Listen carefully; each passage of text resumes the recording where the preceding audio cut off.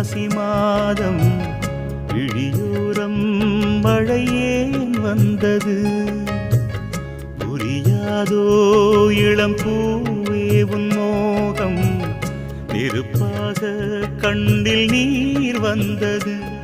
பனிமூட்டம் வந்ததால் மலர் தோட்டம் நீங்கியே திசை மாறி போகுமோ தென்றலே. காதல் ரோஜா பாதை மாறாது, நெஞ்சம் தாங்காதோ.